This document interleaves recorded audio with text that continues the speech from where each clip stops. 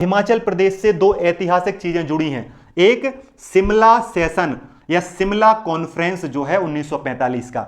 जब आप भारत के इतिहास को पढ़ते हो तो 1945 का शिमला कॉन्फ्रेंस या शिमला समझौता बहुत महत्वपूर्ण हो जाता है। तो शिमला सम्मेलन कब हुआ था? 1945 में हुआ था। यह सम्मेलन ब्रिटिश सरकार द्वारा अंतरिम सरकार के गठन को लेकर हुआ था।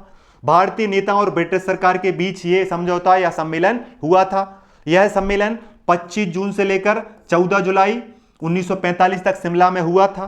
इसको बुलाने का श्रेय वायसराय लॉर्ड बेबल को दिया जाता है। इसे बेबल योजना के तहत बुलाया गया था। उद्देश्य था अंतरिम सरकार में भारतीय नेताओं को शामिल करना और भारत के संविधान पर सहमति बनाना।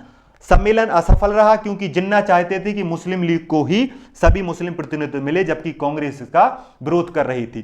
जो शिमला कॉन्फ्रेंस है वो फेल हो गया था। मुस्लिम लीग ने जो है वो प्रतिनिधित्व मांगा था सभी मुसलमानों का, जबकि कांग्रेस देने से इंकार कर रही थी। तो आपको याद रखना है, शिमला सम्मेलन 1945 में हुआ था। बुलाने का श्रेय वायसराय लॉर्ड बेबल को जाता है।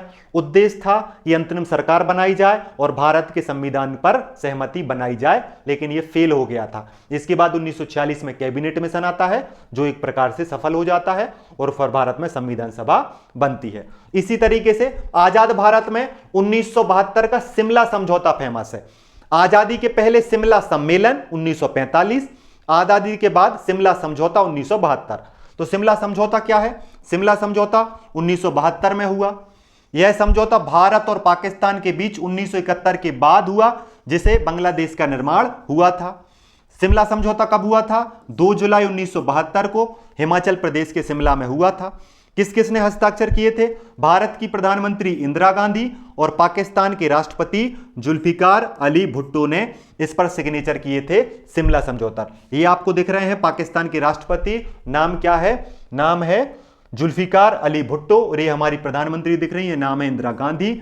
2 जुलाई 1972 शिमला समझौता। ठीक है। मुख्य उद्देश्य था भारत पाक संबंधों को सामान्य करना और कश्मीर मुद्दे को द्विपक्षीय वार्ता के द्वारा सुलझाना।